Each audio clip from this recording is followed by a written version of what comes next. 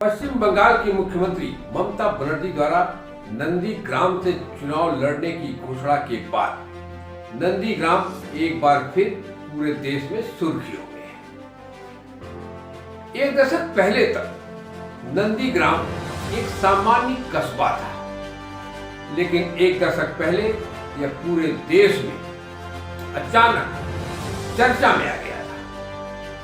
कस्बे से इतना महत्वपूर्ण नंदीग्राम कैसे हो गया?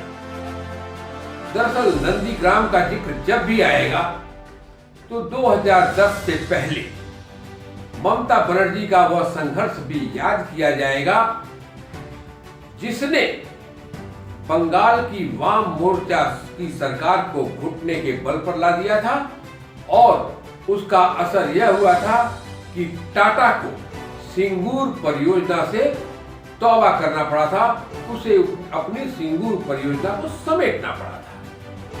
यह पूरा संघर्ष सिर्फ यहीं तक सीमित नहीं रहा, बल्कि राइटर्स बिल्डिंग पर जो लाल झंडा फहराया करता था वह भी इतिहास बन गया।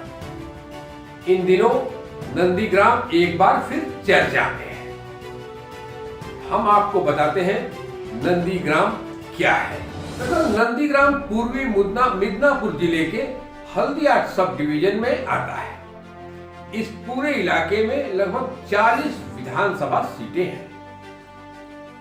2010 से पहले यह एक सामान्य कस्बे की तरह था, लेकिन जब सिंगूर में टाटा ने अपनी लखटकिया नैनो कार का कारखाना लगाने के बारे में सोचा, तब ममता बनर्जी ने इसे एक मुद्दा बना दिया और नंदीग्राम अचानक पूरे देश के मानचित्र पर छा गया। नंदीग्राम से जिस अंदाज से वाम मोर्चा सरकार के खिलाफ ममता बनर्जी ने संघर्ष का बिगुल फूंका, उसका फायदा भी उन्हें मिला और लगभग 34 साल के लेफ्ट शासन का बंगाल से सफाया हो गया। लेकिन ममता बनर्जी के इस पूरे आंदोलन में एक शख्स और था जो उनके साथ साये की तरह रहता था। उसका नाम था शुभेंदु अधिकारी। ममता बनर्जी के साथ मिलकर शुभेंदु अधिकारी ने जिस तरह से इस पूरे मुहिम को आगे बढ़ाया, उसका नतीजा भी सामने आया। नवान भवन पर टीएमसी का कब्जा हुआ, लेकिन अब तस्वीर बदल चुकी है। शुभेंदु अधिकारी जो ममता बनर्जी के लेफ्टिनेंट माना जाता था, जिन्हें वह पारा बदल चुके हैं। जिस तरह से ममता के सहयोगियों के जरिए बीजेपी आक्रामक अंदाज में हमला कर रही है, उसके बाद ममता बनर्जी का भी असहज होना स्वाभाविक है। वह इन दिनों काफी असहज हालात का सामना भी कर रही है। अगर बीजेपी की बात करें तो कई दिग्गज नेता पिछले 2 महीने में बंगाल का, खासकर कोलकाता का दौरा कर चुके हैं। पिछले महीने जेपी नड्डा आए थे, अब अमित शाह भी आए थे और एक बार फिर अमित शाह इस जनवरी के आखिरी 2 दिन 30 और 31 जनवरी को बंगाल आ रहे हैं।